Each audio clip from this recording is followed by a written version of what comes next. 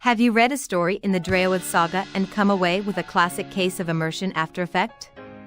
Let me guess, there are questions which remain unanswered even as the magic expanded, adding another layer to the dream.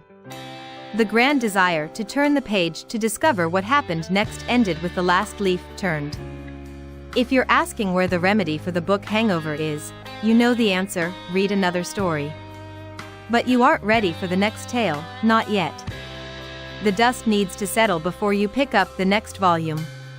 So you have found your way here. You aren't alone. Even the author can't get enough. As you hear this, Ophelia Key writes on. But allow me to offer you a possibility, a reflection on the tale you recently finished, and a way to revisit the story to ease the story blues. Welcome to the Draoithe Saga After Party. Warning, spoiler alerts ahead. Turn back now if you wish to read the story blind. Welcome. Today we're doing a deep dive into a world just packed with powerful magic, fated mates, and, well, stakes that are way higher than just happily ever after. We are cracking open Ruined Hearts by Ophelia Key, a spin-off from her huge Draoithe Saga. Yeah, and it's a really fascinating one to get into because we're not just looking at a single story here. We're exploring this incredibly layered world. You've got myths walking around, magic that can get seriously out of whack, and even love.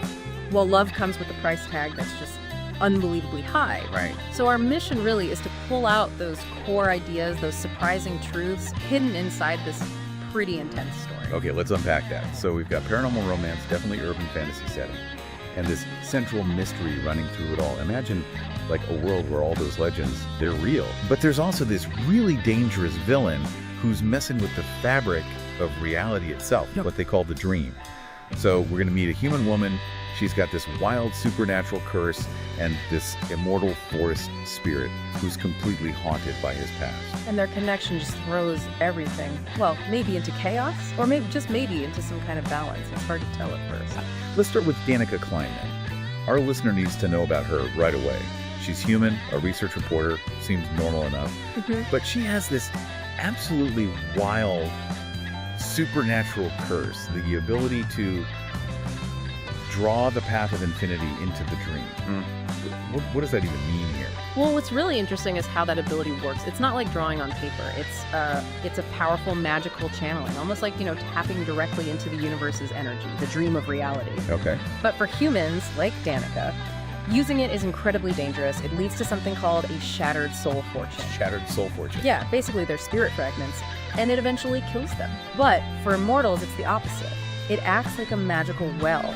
It hugely boosts their own magic. Oh, okay, so that's the key. Exactly. That tells you why she's such a huge target for someone like Peter Elliott. She's not just, a damsel in distress.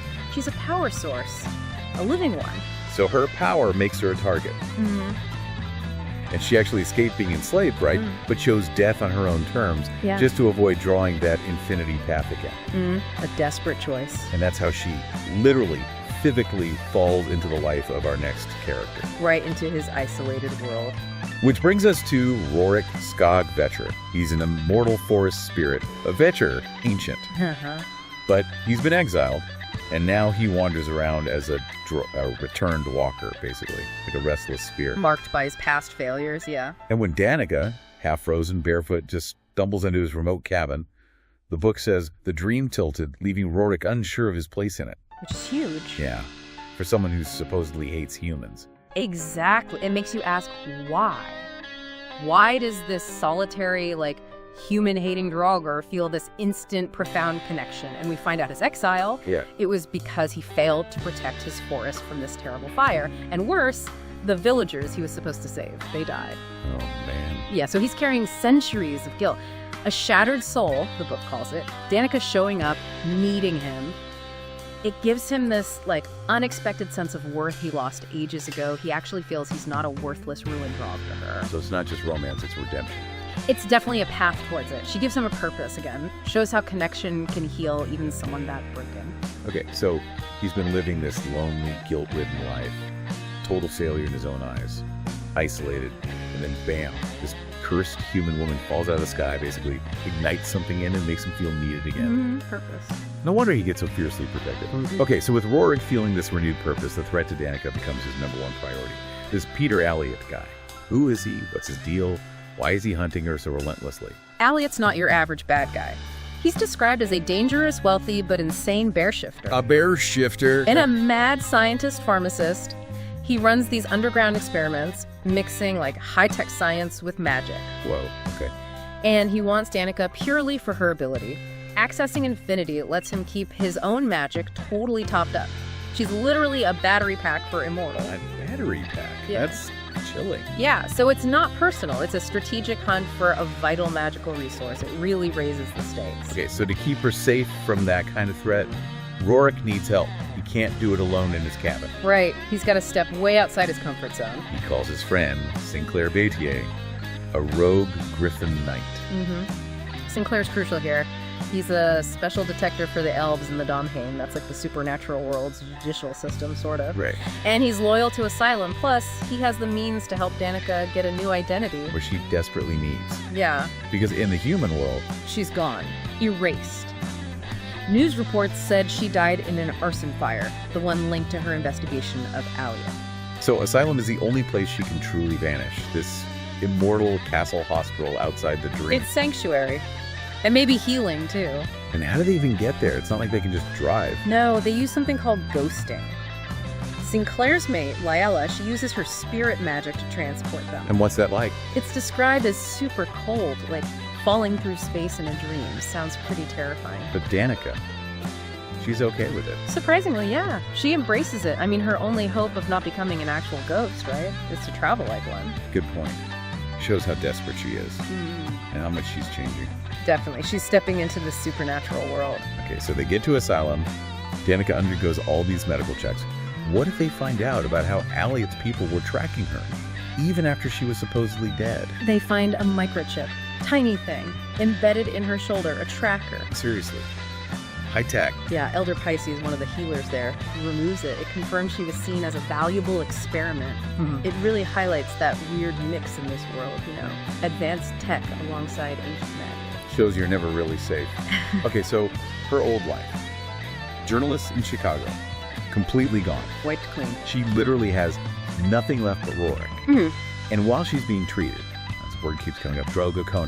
Liella mentions it, a nurse mentions it, and Rorik gets really agitated. What does that mean? Why is it such a sore spot for him? Well, if you piece it together with Rorik's past, his feelings for Danika, Draoithe is a huge deal. It means the destined, like, magical mate of a Draugr. His mate. Yeah, a bond that's vital. But Rorik freaks out because of his exile. He feels he has no right as an exile to request the ceremony to claim a mate, even if he wants Danika to be his Draoithe. So his banishment took that away, too. He sees it that way. He calls it the worst of his punishment for a crime he hadn't committed. It just deepens that internal conflict he's got going on. Wow. Okay, this is where things get really dark, don't they? Unexpectedly dark. Yeah, it's a turn. Asylum agrees to help Danika. Remove the tracker, hide her. Sounds good. But then Elder Zaven reveals the price. And it's terrifying. It really forces you to question things. This place of healing, run by these almost godlike beings, they demand Danika's mortal death. Wait, what? Why? Because of her power, her untethered infinity. The fact she drew on that infinite path 3 times and twice without being controlled or bound by magic. That's catastrophic, apparently. How so? She basically tapped this raw cosmic power independently, created ripples, uncontrolled ripples that could literally erase the dream, unravel reality. They see her as the threat. Exactly, an abomination, Yeah. a threat to cosmic balance. Good. And they tell Rorik he has to end the threat. Right. By the next full moon, kill her. Yeah, that's unbelievable. Coming from healers. Right. It throws that whole greater good morality into sharp relief. Is it ethical? Even for near gods. And Rorik? Obviously he refuses. He can't.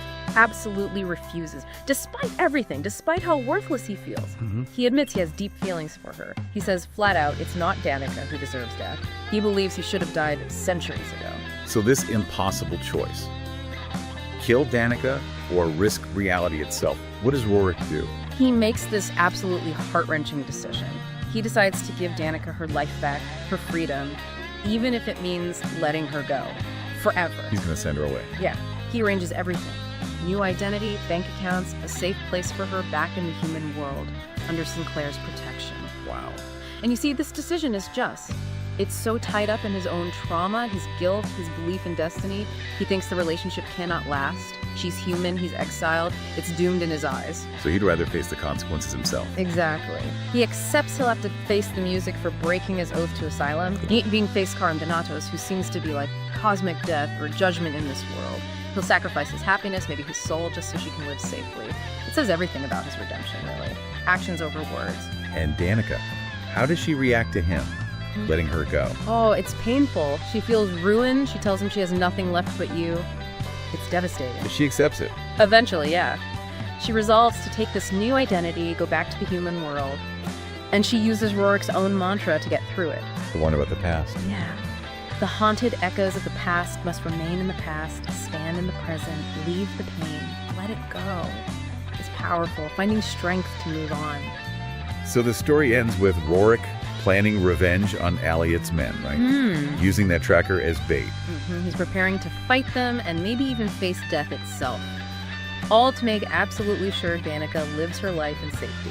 Free from Aliot and free from the cosmic danger she represents without even knowing it. Right. So this deep dive into Ruined Hearts, it really leaves us with this profound question, doesn't it? In a world where love can literally tilt reality, and where just living might come with a death sentence, what does true sacrifice actually look like?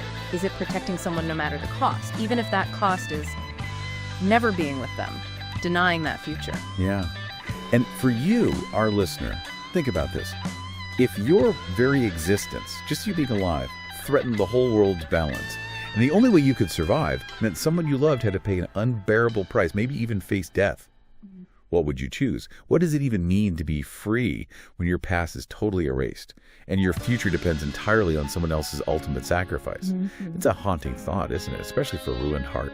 Don't forget to like, share, and subscribe. Thank you for your support. For more, visit opheliakey.com. Welcome to the dream. Sincerely, OK.